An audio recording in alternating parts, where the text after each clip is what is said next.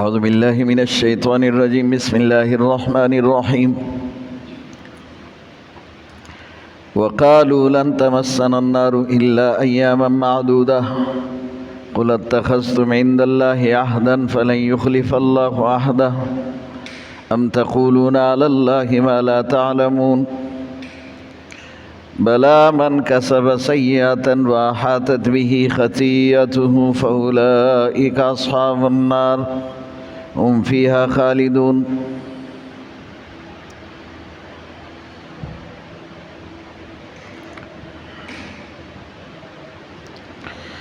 وقالوا لن تمسنا النار إلا أياما معدودة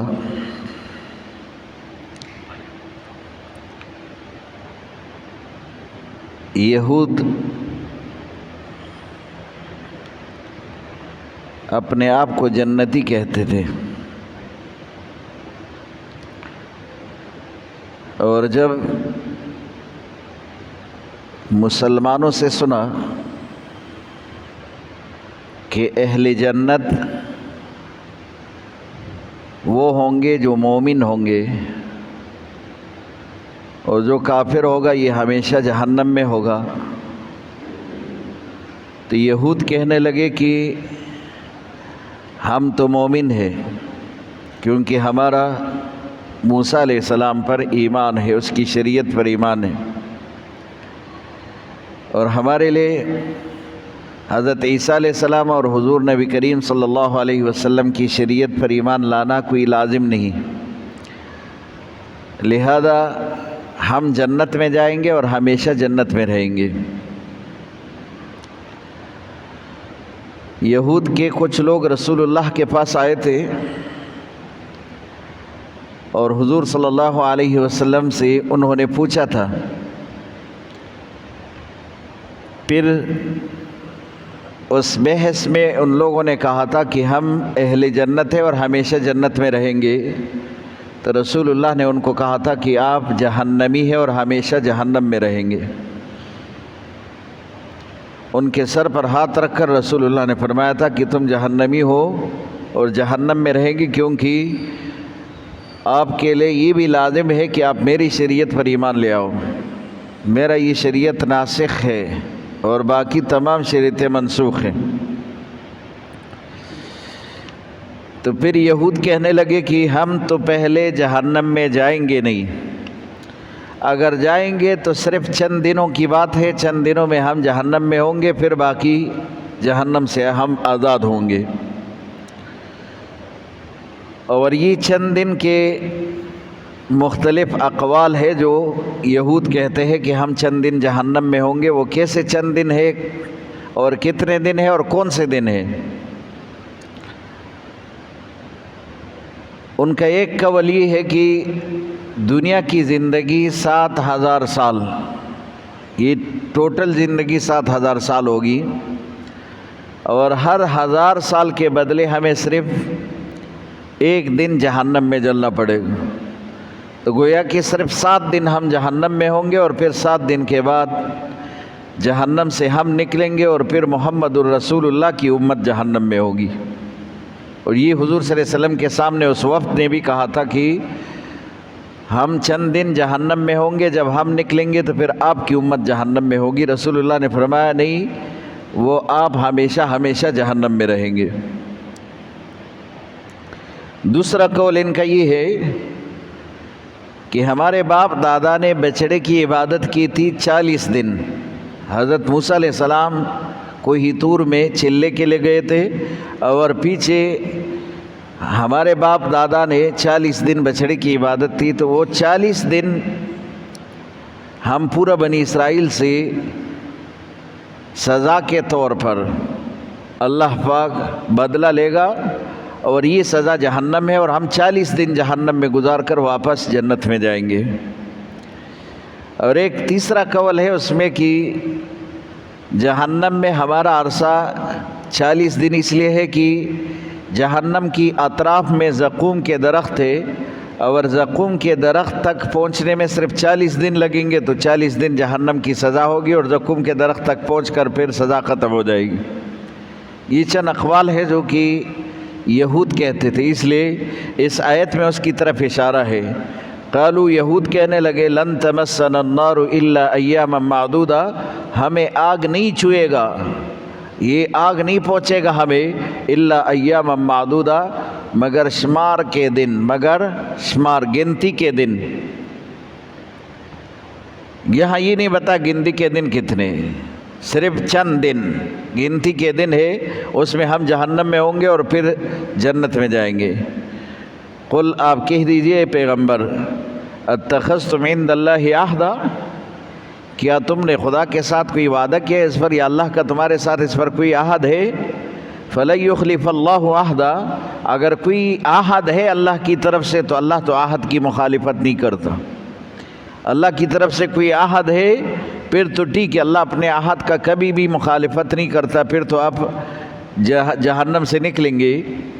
ام تقولون علی اللہ ما لا تعلمون، یا تم اپنی طرف سے اللہ کے اوپر وہ چیزیں مانتے ہو، وہ چیزیں بناتے ہو جو کہ تم نہیں جانتے، تمہیں اس کا علم ہی نہیں، جھوٹ بولتے ہو خدا کی ذات پر۔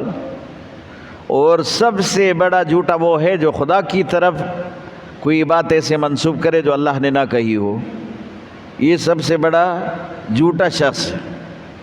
تو تمہارا یہ جھوٹ تو خدا کے اوپر ہے کہ اللہ کی طرف سے اسی طرح کا کوئی معاہدہ نہیں آپ کے لیے، اللہ کی طرف سے کوئی عہد آپ کے لیے نہیں ہے کہ آپ جہنم سے صرف 40 دن جہنم میں رہیں گے یا 7 دن رہیں گے پھر اللہ آپ کو جہنم سے نکالیں گے۔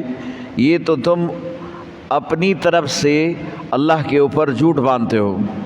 وقالو کہتے لن تمسنا النار الا ایاما معدودہ، ہمیں نہیں پہنچے گا آگ مگر صرف چند دن یا صرف گنتی کے دن۔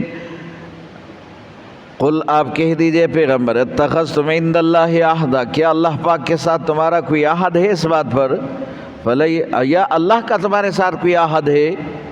فلن یخلف اللہ عہدا، تو اللہ اپنے عہد کی کبھی مخالفت نہیں کرتا۔ ان اللہ لا یخلف المیعاد، اللہ کے پاس جو عہد انسان کے لئے اس میں اللہ کبھی مخالفت نہیں کرتا۔ ام تقولون علی اللہ، یا تم اللہ کے اوپر ایسی بات کہتے ہو ما لا تعلمون جو تم نہیں جانتے، اپنی طرف سے جانتے بھی نہیں ہو، جھوٹ بولتے ہو۔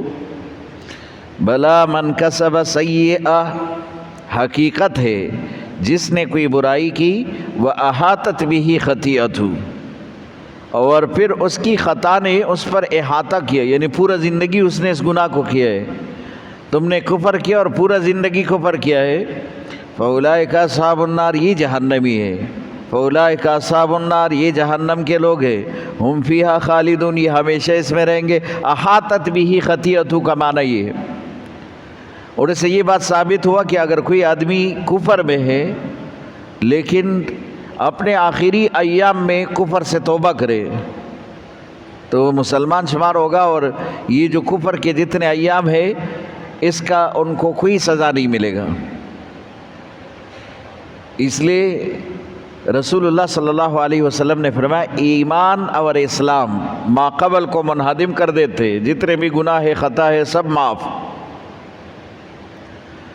اگر اس نے کفر کیا اور یہ کفر اتنا بڑا کہ اس کی پورے زندگی کو گھیر لیا، یعنی اس کی زندگی میں اسلام کے لیے، دین کے لیے، ایمان کے لیے جگہ نہیں بچا، تو پھر خالدین فی النار، یہ ہمیشہ جہنم میں رہیں گے، کیونکہ اس کی زندگی میں صرف کفر تھا اور کفر کا بدلہ جہنم میں، اس میں اسلام آیا ہی نہیں اس کے زندگی میں، اور کفر کا بدلہ تو جہنم میں، تو یہ جہنم میں ہوں گے۔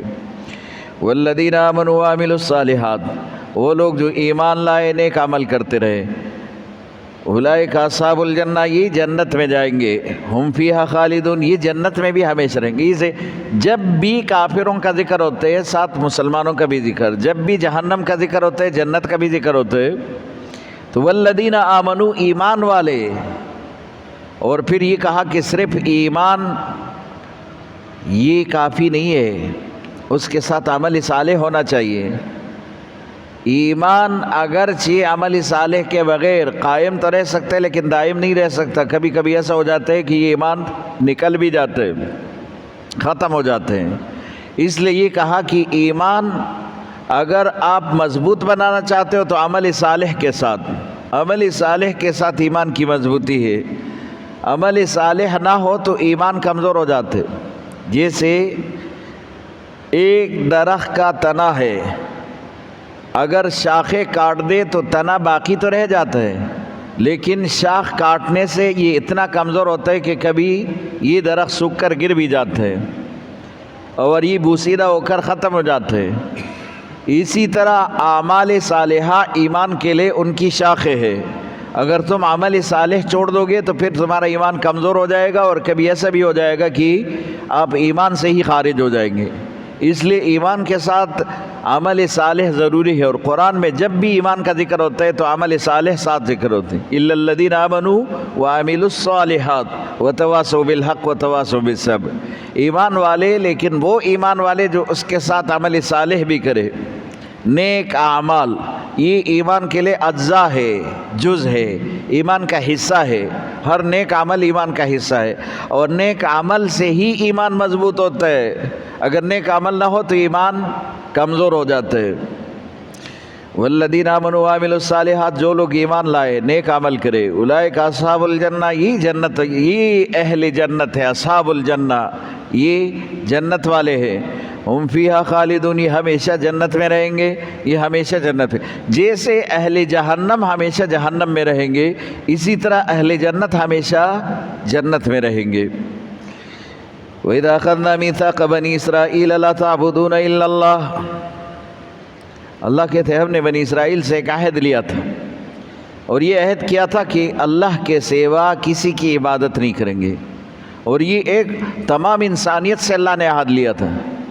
الست بربکم، اللہ نے انسانیت کو بنایا، پھر کہا کہ کیا میں تمہارا رب ہوں. عالم ارواح میں جتنے انسان دنیا میں آ رہے سب کے سب عالم ارواح میں جمع تھے، اور اللہ نے سب سے پوچھا تھا ان کی ارواح سے، کیا میں تمہارا رب ہوں؟ سب نے کہا تھا بلا، آپ ہمارے رب ہیں. اور سب نے کہا تھا ہم آپ کو ہی رب مانیں گے، آپ کی ہی عبادت کریں گے. یہ سب نے وعدہ کیا ہے. اور بنی اسرائیل سے ایک خاص وعدہ لیا تھا، اور وہ بھی یہ وعدہ تھا کہ آپ اللہ کی عبادت کریں گے، اللہ کے ساتھ کسی کو شریک نہیں بنائیں گے. اور جو نبی آپ کے طرف مبعوث ہوگا اس نبی کی مدد کرو گے، اس نبی کی مدد کرو گے، یعنی اس نبی کی بھی مخالفت نہیں کرو گے. یہ عہد بنی اسرائیل سے لیا گیا تھا. تو اللہ فرماتے ہیں ہم نے بنی اسرائیل سے عہد بھی لیا تھا، اور یہ عہد تھا لا تعبدون الا اللہ، اللہ کے سوا کسی کی عبادت نہیں کریں گے، توحید پر قائم رہیں گے. یہ ہم نے عہد لیا تھا ان سے. اور دوسرا عہد یہ لیا تھا وبالوالدین احسانا، ماں باپ کے ساتھ حسن سلوک کریں گے، اچھے تعلقات رکھیں گے، اور ماں باپ کے ادب میں، احترام میں آپ کوئی کمی نہیں کریں گے. یہ ان سے عہد لیا تھا. وذل قربا، اور یہ بھی عہد لیا تھا ان سے، ذل قربا قرابت داروں کا بھی خیال رکھیں گے، رشتہ داروں کا بھی خیال رکھیں گے. والیتامى، اور یتیم اور مسکین، والمساکین، یتیم اور مسکین کا بھی خیال رکھیں گے. یہ عہد لیا تھا ان سے. اور ایک بات ان کو یہ بھی کہی تھی وقولوا للناس حسنا، جب بھی لوگوں سے کوئی بات کریں گے تو اچھی بات کہیں گے، اخلاق کے دائرے میں، ادب کے ساتھ، احترام کے ساتھ، اور بڑے عاجزی کے ساتھ اور بڑے نرمی کے ساتھ بات کریں گے، نرمی کے ساتھ پیش آئیں گے. یہ ان سے عہد لیا تھا. اور اس عہد میں آگے جا کے اقیم الصلاۃ، نماز قائم کرو، یہ بھی ان سے عہد لیا تھا. وآتوا الزکوٰۃ، زکوٰۃ دیا کرو، یہ بھی عہد لیا تھا. اللہ کہتے ثم تولیتم، تم پھر گئے اس سے، اپنے ان وعدوں سے جو تم نے خدا کے ساتھ کیے تھے. الا قلیلا منکم، تھوڑے سے لوگ آپ میں سے وہ تھے جو اپنے عہد پر پابند تھے. وانتم معرضون، اور تم نے منہ موڑا، اللہ کے اس معاہدے سے نکل گئے جو اللہ پاک نے آپ سے کیے تھے. اللہ پاک نے آپ سے جو عہد کیا تھا، عہد لیا تھا، اس سے تم پھر گئے، تم نے منہ موڑا. اب یہ دیکھو،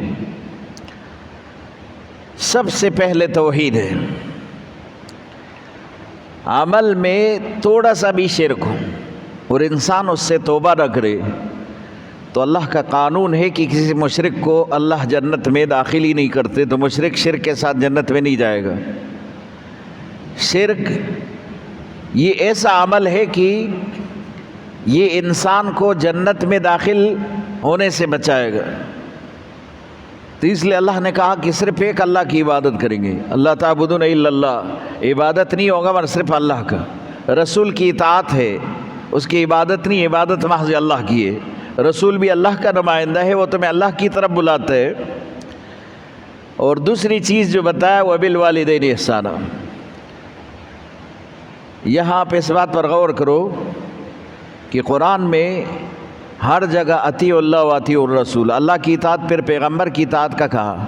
اور یہاں عبادت اللہ کا، اور پھر اس کے بعد بنی اسرائیل سے جو معاہدہ کیا، عہد لیا، اس میں اللہ کے عبادت کے فوراً بعد والدین کی اطاعت.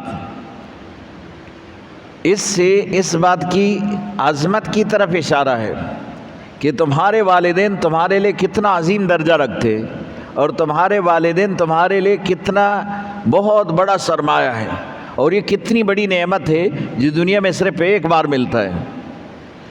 آپ کا بیٹا فوت ہو گیا، اللہ پاک دوسرا بیٹا دے گا. آپ کی بیوی فوت ہوگی، اللہ پاک آپ کے لیے انتظام کرے گا، اور آپ دوسری شادی کر کے دوسری بیوی لے سکتے. لیکن اگر آپ کا باپ فوت ہو گیا، یہ نعمت ایک بار ملتا ہے، دوبارہ نہیں ملتا. اور آپ کی والدہ فوت ہو گئی، یہ نعمت ایک بار ملتا ہے، دوبارہ نہیں ملتا. تو والدین کا یہ احترام اتنا بڑا ہے کہ رسول اللہ صلی اللہ علیہ وسلم نے فرمایا، میں جا نماز پر کھڑا ہوں، میں نماز پڑھو، اور میری ماں وہ اگر زندہ ہوتی اور مجھے بلا یا محمد، اور میں اپنی نماز چھوڑ کر والدہ کو لبیک کہتے ہوئے، اپنی والدہ کے حکم پر لبیک کہتے ہوئے ان کو آواز دوں. اب والدین کا یہ اتنا بڑا مقام کیوں ہے؟ کیونکہ یہ آپ کے دنیا میں آنے کا سبب ہے. آپ انہی کے سبب سے دنیا میں آئے ہو. اور والدین نے آپ کے لیے کیا برداشت کیا؟ نہ گرمی کو دیکھا، نہ سردی کو دیکھا، اور صرف آپ کا ہی فکر کیا. اگر انہوں نے محنت کیا صرف اس لیے کہ بچے کو سہولت ہو، والدین کا یہی خیال ہوتا ہے. اگر وہ کوئی دولت بھی جمع کرتے تو اپنے بچوں کے لیے کہ بچوں کو سہولت ہو. اور وہ چاہتا ہے تو بچے کی ہی خیر چاہتا ہے، بچے کا فائدہ چاہتے ہیں. خود تکلیف میں ہو اس کو یہ تکلیف محسوس نہیں ہوتا، لیکن بچہ تکلیف میں ہو تو یہ اس کو بہت زیادہ اس پر درد ہوتا ہے، اس پر تکلیف ہوتا ہے. تو وبالوالدین احسانا، اب والدین کا حسن سلوک کیا ہے؟ اور عجیب ہے کہ دنیا کا نظام ہے، یہاں پر ایک والد اپنے 6، 5، 8، 10 بچوں کو پالتا ہے، ان کی تربیت کرتا ہے، ان کی پرورش کرتے، اور ان کے خرچ اخراجات سب کا ذمہ دار ہوتے. اور پھر یہ 10 بڑے ہو جاتے ہیں، 10 بچے پھر اپنے ایک والد کو نہیں پال سکتے. ایک والد کا پھر یہ خیال نہیں رکھ سکتے، ایک والد کو پھر گھر بھی نہیں رکھ سکتا. یہ ایک ہی والد ان کے اوپر بوجھ ہوتا ہے جو کہ ایک والد نے 10 کو پالا ہے. اور 10 کی زندگی میں پھر والد کے لیے محبت نہیں ہوتا، والد کے لیے جو ہے پھر عزت نہیں رہتا. بدبخت ہے وہ شخص کہ دنیا میں ان کے والدین ان سے ناراض ہو کر چلے گئے. کیونکہ رسول اللہ صلی اللہ علیہ وسلم نے فرمایا کہ تمہارے والدین تمہارے لیے جنت کے 2 دروازے ہیں. اگر کوئی چاہتا ہے کہ جنت کے دروازے ان کے لیے بند ہو تو اپنے والدین کو ناراض کرے. اگر کوئی چاہتا ہے کہ جنت کا دروازہ ان کے لیے بند نہ ہو اور یہ جنت میں جائے تو پھر والدین کو راضی رکھے، ان کو خوش رکھے. ایک صحابی نے کہا یا رسول اللہ، اگر میرے والد میرے ساتھ ظلم کرے تو تب بھی اس کا احترام اسی طرح، تب بھی مجھ پر اس کا ادب اور احترام لازم ہے، تب بھی میں اس کا حکم مانوں کہ وہ میرے ساتھ ظلم کرے. رسول اللہ نے فرمایا وَإِن كَانَ ظَالِمًا، اگر تیرے والد ظالم ہو تو تب بھی تم پر اف تک نہ کہنے کی یہ حکم ہے. تمہارا والد ظالم بھی ہو تب بھی تم اس کا احترام کرو. تمہارا والد تم پر ظلم کرے تب بھی تم اس کے آگے سر جھکاؤ. اگر انصاف کرے وہ تو، اگر وہ ظلم کرے تو اس کا حساب اس نے خود دینا ہے آگے، لیکن تمہیں اس کا ادب اور احترام یہ کرنا چاہیے اور تم پر لازم ہے. وبالوالدین احسانا. وذی القربا، اور دوسرا حکم یہ ملا کہ رشتہ داروں کے ساتھ حسن سلوک۔ رسول اللہ صلی اللہ علیہ وسلم فرماتے آخر میں جبریل اتنے بار تشریف لائے اور ہر بار پڑوسی کے بارے میں اتنا زیادہ کہتے اور قرابت رشتہ داروں کے بارے اتنا زیادہ کہہ دیتے کہ رسول اللہ صلی اللہ علیہ وسلم فرماتے کہ میں اس پر سوچنے لگا تھا کہ کئی میراث میں یہ شریک نہ ہو جائے، مشکل ہو جائے گا یہ معاملہ لوگوں کے لیے کہ پڑوسی کو میراث میں شریک نہ کرے، رشتہ دار کو میراث میں شریک نہ کرے۔ ذی القربا، ہر پڑوسی کا خیال رکھنا لازم ہے، اور خاص طور پر پھر جو کہ قرابت دار بھی ہو، رشتہ دار بھی ہو، تو ان کے دو حقوق ہیں، ایک پھر پڑوسی کا حق ہے اور ایک پھر رشتہ داری کا حق ہے۔ اور جس سے دنیا کی مخلوق راضی ہے اس سے خالق بھی راضی ہو جاتے ہیں، کیونکہ اللہ رب العزت فرماتے ہیں کہ ایک تو اللہ کی نافرمانی مخلوق کی معصیت میں نہ کرو، لا طاعۃ المخلوق فی معصیۃ الخالق، مخلوق کو خوش کرنا، خالق کو ناراض کرنا یہ بھی ناجائز ہے، یہ صرف مخلوق کو راضی کرے، خالق کو ناراض کرے۔ لیکن یہ بات ضروری ہے کہ آپ مخلوق کو راضی کرے اور خالق کا حکم بھی پورا کرے، تو پھر خالق آپ سے راضی ہوگا۔ اللہ بھی رضا کا اعلان کرتے۔ والیتامى، یتیم اس کو کہتے ہیں کہ بچپن میں جن کے والد کا انتقال ہو جائے اور جب تک بلوغ تک نہ پہنچے تو یہ تھے یتیم ہے، بلوغ تک پہنچے تو یتیمی ختم، بلوغ تک یتیم ہے۔ ایسے یتیم کے ساتھ حسن سلوک، اس میں کئی احادیث ہیں رسول اللہ کے، فرمایا کہ خوش قسمت ہے وہ گھر والے جس گھر میں یتیم اور اس کے ساتھ اچھا سلوک کیا جائے، اور کہہ رہے بدبخت ہے وہ لوگ جن کے گھر میں یتیم موجود ہو اس کے ساتھ اچھا سلوک نہ ہو۔ اور فرمایا یتیم کے سر پر ہاتھ رکھنے سے ان کے سر کے بال جتنے تمہارے گناہ ہو تو وہ معاف ہو جاتے ہیں۔ اور یتیم کے مال میں اگر تم انصاف کے ساتھ ان کو اپنے ساتھ شامل کر کے اور پھر ان کے خرچ اخراجات میں آپ اس بنیاد پر کی کمی آ جائے اور اپنے ہی مال اس کے ساتھ شریک کر کے اس کو خرچے میں شامل کر دے اپنے ساتھ، تو اس کے لیے رسول اللہ صلی اللہ علیہ وسلم نے اتنی دعائیں کی ہے اس بندے کے لیے جو ایسا کرتے ہیں، بہت بڑی دعائیں ہے رسول اللہ صلی اللہ علیہ وسلم کی اس بندے کے لیے۔ والمساکین، مسکین اس کو کہتے جس کے پاس ایک وقت کا کھانا موجود ہو اور دوسرے وقت کا کوئی بندوبست نہ ہو، اور اللہ کی ذات پر اس کا یقین ہو، لوگوں سے نہ مانگے، الحاف، منہ کھول کے لوگوں سے مانگنے والا پھر مسکین نہیں رہتا۔ وقولوا للناس حسنا، اور بنی اسرائیل کو اس بات کی بھی نصیحت کی گئی، اور یہ نصیحت صرف بنی اسرائیل کے نہیں تھا، قیامت ہر مسلمان کے لیے یہ ہے کہ آپ لوگوں سے بات کرو تو اچھائی کے ساتھ، حسنا خوبصورت انداز میں، اخلاق کے دائرے میں، بد اخلاقی کے ساتھ نہیں، بد مزاجی کے ساتھ نہیں، سختی کے ساتھ نہیں، نرمی کے ساتھ۔ رسول اللہ صلی اللہ علیہ وسلم کا بھی یہ عادت مبارک، کسی کافر سے بات کرتے تو بڑی نرمی کے ساتھ کرتے، کافر کے ساتھ بڑی نرمی سے پیش آتے۔ ایک تو کافر کے ساتھ قتال کا حکم ہے، اگر وہ باز نہ آئے اپنے اس کام سے جس میں وہ پڑا ہے، اس عقیدے سے جس میں وہ مبتلا ہے، اور پھر نوبت اس پر آئے کہ مسلمانوں کے لیے وہ رکاوٹ بنے تو پھر اس کو قتل کرو، اس میں تو پھر سختی کا حکم ہے، اشداء علی الکفار رحماء بینہم۔ لیکن دعوت کے میدان میں آپ اس کے ساتھ سختی سے پیش نہیں آ سکتے، حکم یہی ہے۔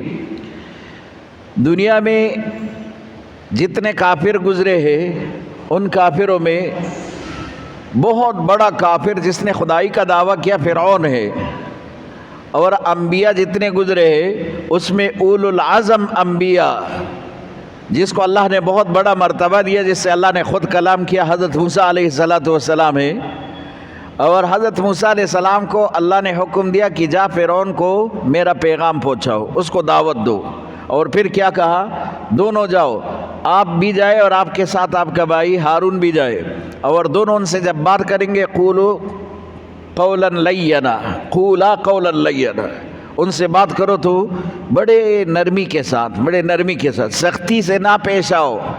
تو فرعون سے بڑا بدبخت کوئی نہیں، حضرت موسیٰ علیہ السلام سے درجے میں کوئی بڑا نہیں۔ حضرت موسیٰ علیہ السلام کو یہ حکم ہے کہ تم دعوت دو تو اس بدبخت کو بھی نرمی کے ساتھ دعوت دو۔ اور نرمی کا اثر کیا ہوتا ہے؟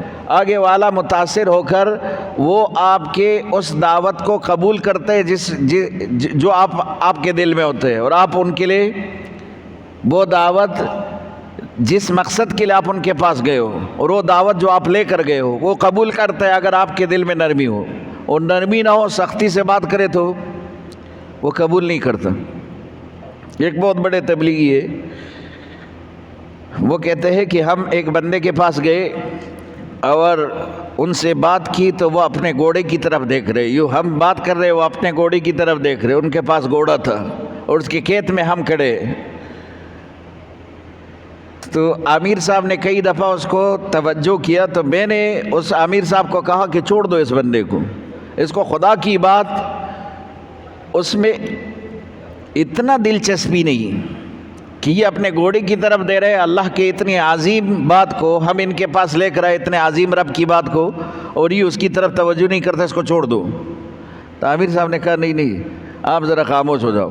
اس کو کہا کہ آپ خاموش ہو جاؤ، اور یہ بہت بڑے عالم ہے جس نے یہ بات کہی۔ امیر صاحب پھر لگ گئے۔ امیر صاحب نے کہا کہ آپ کے گھوڑے کے اوپر یہ جو دبے ہیں یہ تو آپ کو پتہ ہے یہ تو ایک بیماری ہے۔ تو یہ کئی گھوڑے کے اس کا ماہر تھا، یہ بھی اس چیز کو جانتا تھا، تو وہ اس کی طرف بڑے متوجہ ہو گیا جب یہ بات کہی۔ دین کی بات اس کے کانوں میں اچھی نہیں لگی، لیکن جب یہ بات کہی تو اس میں ان کا فائدہ تھا کہ میرے گھوڑے میں کوئی بیماری اور مجھے نہیں پتہ، یہ دبے جو ہے یہ بیماری کی علامت ہے، کون سی بیماری ہے؟ فلاں بیماری، اس کا کیا علاج ہے؟ اس کا یہ علاج ہے۔ وہ بندہ اس کی طرف بڑا متوجہ ہو گیا۔ اب یہ اس کے ساتھ جو ہے بات کرتے کرتے گھوڑے کے اس موضوع پر کافی باتیں ہوئی۔ پھر ان کو کہا کہ آپ ہمارے ساتھ مسجد میں چلو، نماز کا وقت ہے۔ اس بندے کو مسجد میں لے کر آئے، اور پھر ایسے لے کر آئے کہ وہ بندہ اپنے موت تک پھر جو ہے وہ مرکز میں مقیم رہا، اور آخر میں اس کا انتقال وہی ہوا۔ وہ اللہ پاک نے اسے قبول کیا اس بندے کو۔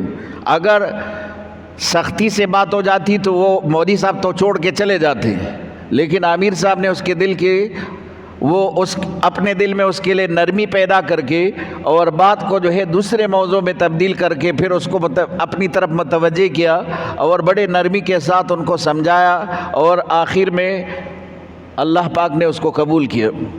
تو ہر مسلمان جب کسی بھی مسلمان سے بات کرے اس میں تو نرمی کا بالکل اعلیٰ درجے کا جو ہے وہ یہ ہے کہ نرمی کا اس میں موجود ہونا چاہیے۔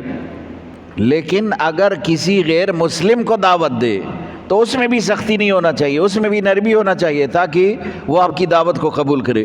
وَقُولُوا لِلنَّاسِ حُسْنًا، لوگوں سے نرمی کے ساتھ پیش آؤ۔ وَأَقِیمُوا الصَّلَاةَ، نماز قائم کرو۔ نماز قرآن میں جب بھی آتا ہے اقامت کا لفظ آتا ہے، اقامت کا معنی کہ نماز کے آداب اور اس کے خشوع خضوع اور تمام کی رعایت رکھتے ہوئے آپ فرائض، واجبات، سنن، اس کے مستحبات، ان کے مکروہات، تمام کے ابواب آپ کو معلوم ہو اور آپ نماز پڑھے۔ وہ تو زکوٰۃ دیا کرو۔ اور بنی اسرائیل سے پھر اللہ کا یہ گلہ ہے کہ ثم تولیتم، اس کے باوجود تم پھر گئے، حالانکہ تم سے یہ عہد لیا گیا تھا۔ وَإِذَا أَخَذْنَا مِيثَاقَ بَنِي إِسْرَائِيلَ، جب ہم نے بنی اسرائیل سے وعدہ لیا، اللہ تعبدون الا اللہ، کہ آپ اللہ کے سوا کسی کی عبادت نہیں کریں گے، وَبِالْوَالِدَيْنِ إِحْسَانًا، اپنے ماں باپ کے ساتھ اچھا سلوک کریں گے، وَذِي الْقُرْبَىٰ، اور قرابت داروں کے ساتھ، رشتہ داروں کے ساتھ اچھے سلوک سے پیش آئیں گے، وَالْيَتَامَىٰ، یتیم کا خیال رکھیں گے، وَالْمَسَاکِينَ، مسکین کا خیال رکھیں گے، وَقُولُوا لِلنَّاسِ حُسْنًا، لوگوں کو اچھی بات کہیں گے، وَأَقِیمُوا الصَّلَاةَ، اور نماز قائم کریں گے، وَآتُوا الزَّکَاةَ، اور زکوٰۃ ادا کریں گے، ثم تولیتم، پھر گئے بیر ان باتوں سے جو تم سے عہد لیا گیا تھا، الا قلیلا منکم، مگر تھوڑے سے لوگ تم میں سے ایسے تھے کہ وہ اس پر قائم رہے، وانتم موردون، اور تم نے منہ موڑا، اعراض کیا۔ آخر دعوانا